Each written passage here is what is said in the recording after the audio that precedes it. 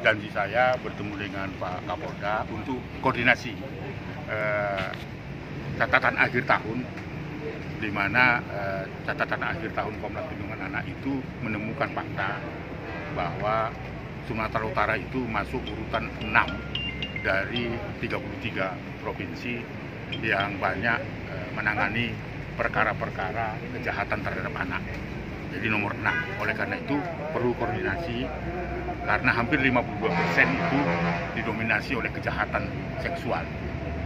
Urutan yang ke-6 itu sungguh tidak happy kita. Oleh karena itu, karena kita tahu bahwa Pak Kapolda ini sangat tegas, ya, tidak ada toleransi terhadap kejahatan terhadap anak, khususnya kekerasan terhadap anak itu. Beliau berjanji itu adalah bagian dari komitmen mereka, Kapolda Sumatera Utara sebagai putra Sumatera Utara, selain memerangi narkoba yang kita patah, ya, apapun yang sudah dilakukan oleh Polda itu perlu mendapatkan apresiasi.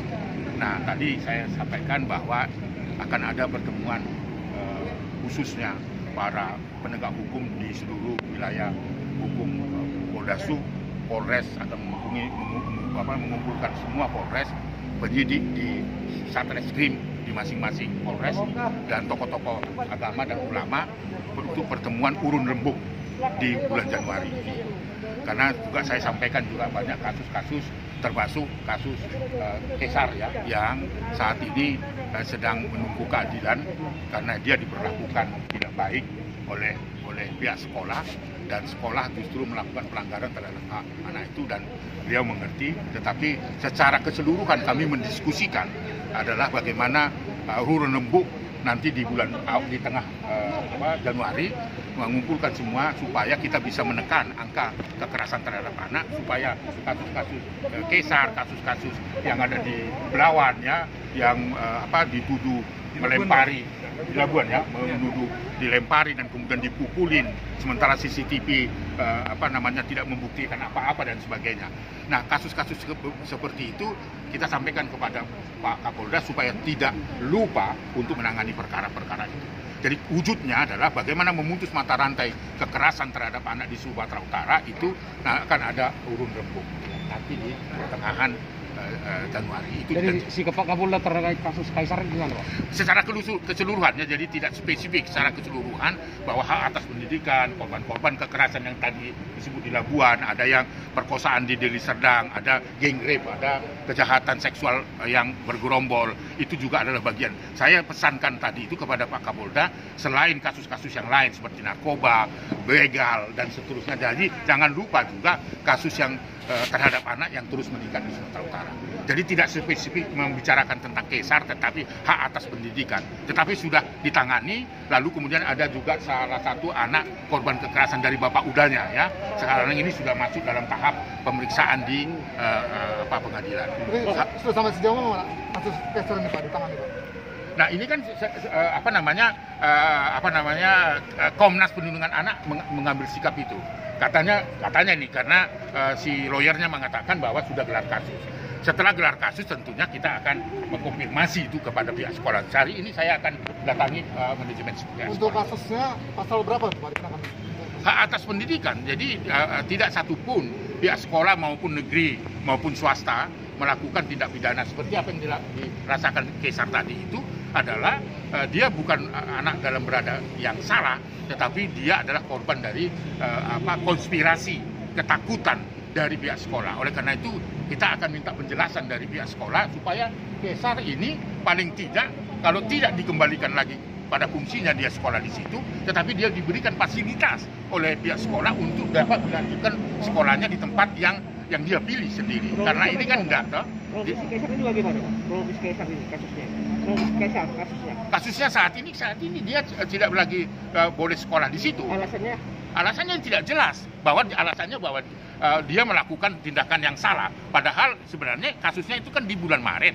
Bulan Maret itu si pelaku itu berdasarkan CCTV sudah dikenakan sanksi skorsing oleh pihak sekolah. Itu berarti kan si Hamid itu, teman yang memukulin dia itu, sudah dinyatakan bersalah. Tetapi mengapa bulan November itu ternyata terjadi pemecatan yang seolah-olah si Kaisar ini yang salah gitu loh. Itu yang kita konfirmasi nanti pihak sekolah ada apa, dan konfirmasi juga nanti dalam waktu dekat, mungkin besok atau lusa setelah Natalan ini, kepala dinas harus bertanggung jawab dan hadir untuk menyelesaikan masalah ini. Tindak pidananya tentu diurus oleh lawyernya. Tadi ini kan sudah diserahkan ke Polda dan sudah ada gelar kasus. Kita tunggu aja. Kita percaya saja ke Poldasu untuk, atau khususnya Reknata, penyidik untuk Kaisar itu untuk menindaklanjuti laporan yang sudah digelar kasus. Saya percaya itu karena dengan perjumpaan saya dengan Pak Kapolda, saya kira semua persoalan-persoalan anak termasuk kasusnya Kaisar itu bisa diselesaikan dengan baik. Jadi Pak, harapannya Pak untuk persoalan-persoalan kasus anak HAM dan di Kota Medan ini khususnya Pak, apa Pak harapannya? Harapan saya tentu di dengan 2021. Ya memasuki tahun 2021 karena apa? Karena situasi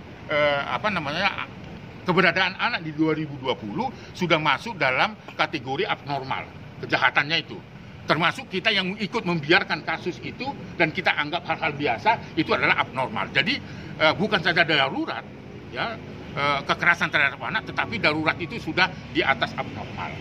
Jadi karena dia di atas abnormal, maka harus diselesaikan dengan baik, dengan cara-cara luar biasa pula. Itulah yang sedang terjadi, yang kami koordinasikan dengan Poldasu itu.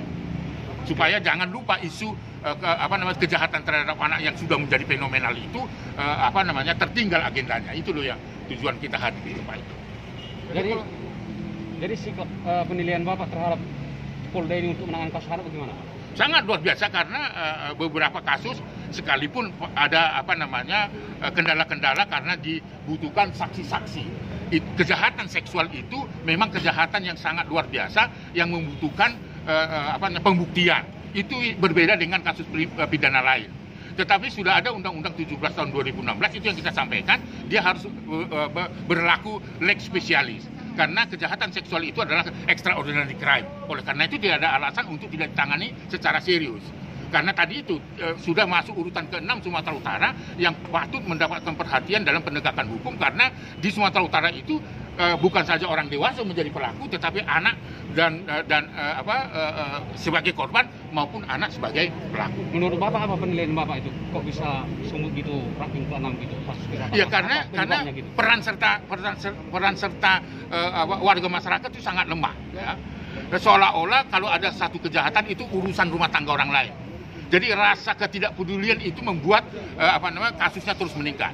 Ya tentu dipengaruhi oleh serangan COVID-19 ini, semakin anak dekat dengan keluarga, semakin anak itu terancam keselamatannya dan perlindungannya. Karena apa? Ternyata sebelum corona pun kasus kekerasan itu mendominasi dilakukan oleh orang terdekat.